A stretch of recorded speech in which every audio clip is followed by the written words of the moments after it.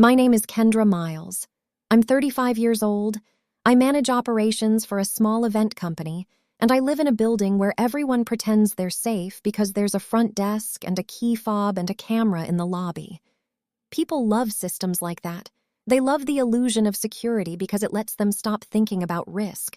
I stopped believing in that illusion the night security asked why I used my key fob at 3 a.m. It started on a Sunday evening, the kind of quiet end-of-week night where you do laundry and scroll your phone and tell yourself you'll sleep early. I'd taken a shower, put on an oversized t-shirt, and was halfway through folding towels when my building's resident app pinged. Access notice, key fob deactivated, contact management. My stomach tightened immediately. Deactivated? I hadn't missed rent. I hadn't broken rules. I hadn't even had a complaint. I'm the type of tenant who says hi in the elevator and keeps my music low and picks up packages within an hour because I hate clutter in the mailroom. I opened the message details. It was automated, no explanation, just contact management. I tried my fob on my own unit door out of curiosity, even though unit doors have physical keys too. The fob didn't apply there, but the habit of testing things is hard to turn off. I grabbed my keys, slipped on sneakers, and went downstairs to the lobby. I wanted to test the main entrance reader because if my fob was dead, I needed to know before Monday morning. In the lobby, the glass doors were locked as usual. There's a fob pad on the inside for residents leaving late at night. I tapped my fob. Red light. Denied. My pulse jumped. I tried again. Denied. The front desk was empty because our building only staffs overnight security, not a concierge. The security guard sits in a little office behind the lobby wall with a monitor array and a desk lamp. Usually you don't see them unless you ring the intercom. I rang. A man's voice answered through the speaker. Yeah? Hi, I said, forcing calm. My key fob isn't working. The system says it was deactivated. There was a pause. Then the door to the security office opened and a guard stepped out. He was tall, late 40s, shaved head, serious eyes. His badge read Security, R. Harris. He didn't look confused. He looked cautious. What's your unit? He asked. 12C, I said. Harris nodded slowly like he already knew. He glanced at a clipboard in his hand, then at me. Name? He asked. Kendra Miles. His eyebrows rose slightly, not in recognition, in surprise. He looked down at the clipboard again, then back at me. Ms. Miles, he said carefully, your fob was deactivated because the system flagged it.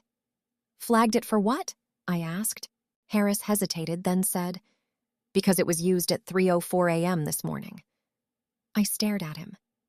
Used? Yes, he said, at the side entrance. My throat went dry.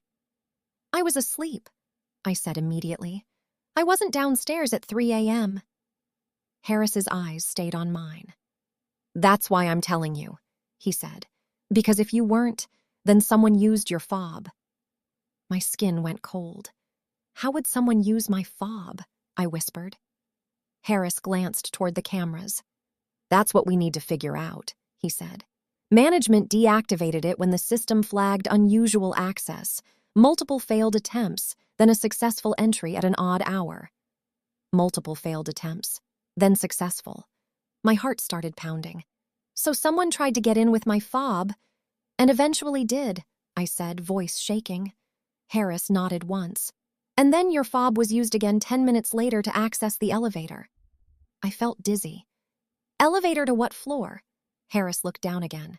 To the 12th. My stomach dropped. My floor. My hands went numb. That's impossible, I whispered. I have my fob. It's in my purse. Harris didn't argue. He just said, then either the system is wrong or your fob was cloned. Cloned. I'd heard of cloned fobs in vague ways, people copying RFID signals. It sounded like something that happened in spy movies or scam documentaries, not in my building with its glossy website and state-of-the-art security marketing. Can you show me footage? I asked. Harris hesitated. I can't show you directly, but I can review it and document what we see. Management has to release footage. Review it, I said. Now. Harris nodded and motioned for me to come closer to the security office door. He didn't invite me inside, but he angled a monitor so I could partially see. He pulled up the side entrance camera at 3:04 a.m. The footage showed a dim hallway by the side door, industrial-looking, gray walls, emergency exit sign. The door reader blinked. Then someone walked into frame. A man. Hood up, hands in pockets. He stood at the reader and tapped something. Denied. Tapped again. Denied. Then he pulled out a device, small, black, and held it near the reader. The light turned green. The door unlocked. My stomach turned to ice. He stepped inside, moved fast, kept his head down. The camera didn't catch his face clearly, but the posture was confident, practiced, like he knew exactly how long he had before anyone noticed. Harris clicked forward. 10 minutes later, elevator camera. The man stood in the elevator alone, hood still up, head down. The floor indicator changed and stopped at 12. Harris clicked again. Hallway camera on the 12th floor. The elevator doors opened. The man stepped out and turned left, toward my corridor. My throat tightened so hard it hurt. He walked down the hall, stopped briefly at a door out of frame, then moved again. I couldn't see which door he stopped at, but my brain screamed, "Mine!" Harris paused the video and looked at me. "Ms. Miles," he said quietly, "were you home last night?" "Yes," I whispered. "I was asleep." Harris nodded. "Okay." Then he said something that made my skin crawl. "Your door camera shows movement at 3:19. My stomach dropped. "My door camera?" I asked. "Building hallway camera," he corrected. "Not your personal camera." He pulled up another angle, the camera at the end of my hallway. It showed the man standing in front of a door for a few seconds, body blocking the view. He leaned in, like he was listening. Then he reached down toward the lock area. I couldn't see his hands clearly, but I could see his shoulders shifting in the way someone shifts when they're trying a handle. Then the man stepped back. He didn't enter. He turned and walked away. Harris exhaled. "If he didn't get in," he said, "he may have been checking who was home. Or testing." Testing. My skin went cold. "Why would someone target me?" I whispered. Harris didn't answer that. He asked a question instead. "Have you had any issues with neighbors? Any exes? Anyone who might have access to your building entry?" I swallowed hard. There was one person in my life who had been too interested in where I lived lately. My ex, Nolan. We'd broken up 6 months ago. He wasn't violent, but he was persistent in a way that felt like pressure. He'd shown up at my work once. By accident. He'd asked me to meet for closure over and over. When I blocked him, he emailed. When I blocked his email, he used a different one. But he didn't have my fob. At least, I didn't think he did. Then my mind flashed to a moment from months earlier. Nolan had held my keys once while I carried groceries. He'd joked, "I could copy this and break into your fancy building." And I'd laughed because it sounded absurd. Now it didn't sound absurd. Harris said, "Management will likely ask you to file a police report." "I want to," I said immediately. "Tonight." Harris nodded. "I'll write an incident report and contact my supervisor." I went back upstairs, shaking. I checked my locks. I checked windows. I turned on every light and sat on my couch with my phone in my hand like it was a weapon. Then my building app pinged again. Notice, access suspended. Visit management office 9 a.m. Like it was a billing issue. Like it was routine. I barely slept. At 8:55 a.m., I was standing in the management office with coffee I couldn't taste. The property manager, a woman named Lisa, greeted me with a tight expression. "Kendra," she said, "we need to discuss your key fob activity." "My fob was cloned," I said. "Security showed me the footage." Lisa blinked. "Security showed you footage?" "Enough to see someone use a device to access the side door," I said, "and go to my floor." Lisa's face tightened. "Okay, we need to handle this properly. Your policy can come after my safety," I cut in, then softened my tone slightly. "I need a new fob, new unit lock core, and I need the building to preserve all footage from last night." Lisa looked flustered but nodded. We can issue a new fob. We can change your apartment lock at your cost. At my cost? My voice rose. Someone attempted to access my unit because your system can be cloned and your response is to charge me? Lisa stiffened. We can waive the fee if you provide a police report. Fine, I said. I'm filing one today. Lisa printed a key fob deactivation log and an incident summary. She also told me something that made my stomach tighten again. This isn't the first time, she admitted quietly. We've had 2 other residents report odd access in the last month. 2 other residents. So this wasn't personal. It was a vulnerability, a building problem, a ring.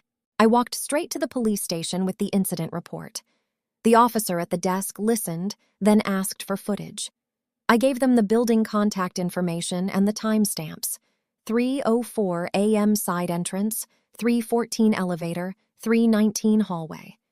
The officer's tone shifted when I described the device. Likely a fob cloner, he said. We'll request the footage and see if it matches other incidents. Other incidents. Harris hadn't been exaggerating. That night, my lock was changed. I got a new fob. I also did something I'd been putting off. I installed a small camera inside my apartment pointed at the entry door. Not because I wanted to live paranoid, but because I refused to be blind. 2 days later, Harris called me. Ms. Miles, he said, voice tight. We reviewed more footage. My stomach dropped. What now? There was another attempt, he said. Not on your door. On the package room. My throat tightened. When? Same night, he said, after the hallway. So the man didn't just come to my floor. He was moving through the building using cloned access. Harris continued. He tried multiple doors, multiple fobs. He was testing access points. Testing. Scouting. My skin crawled. Then the detective assigned to my report called me a week later. He told me they had identified the man from footage, not by face, but by pattern. He'd been seen in 3 buildings nearby, always entering through side doors, always at odd hours, always using a device. They believed it was part of a burglary crew targeting upscale apartments, people who assume security means safety and leave valuables visible. The detective asked if I owned anything expensive, jewelry, electronics, cash. He asked if I posted travel plans publicly. He asked if anyone knew my schedule. I answered honestly, I'm not flashy, but I do have a laptop, a work camera, some jewelry from my grandmother. I don't post my schedule. But then I remembered something that made my stomach drop. 2 nights before the incident, I'd hosted a small event planning meeting at my apartment.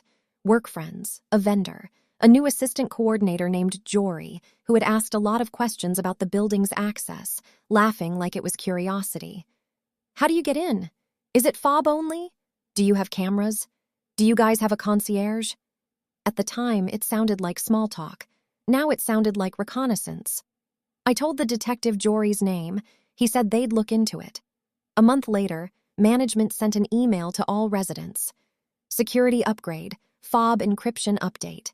They replaced readers. They reissued fobs. They added guards overnight. They acted like it was proactive, like it wasn't because people like me had to get scared enough to force them. I never got a neat ending with a dramatic arrest outside my door. What I got was something quieter, a restored sense of control because I took my safety seriously when the system didn't. I learned to not assume secure entry means secure life. I learned to watch for little signs, odd messages, deactivation notices, unexplained access logs. I learned that the scariest threats don't always kick in your door. Sometimes they test it, silently, at 3 a.m., while you sleep believing the fob in your purse is the only key that exists.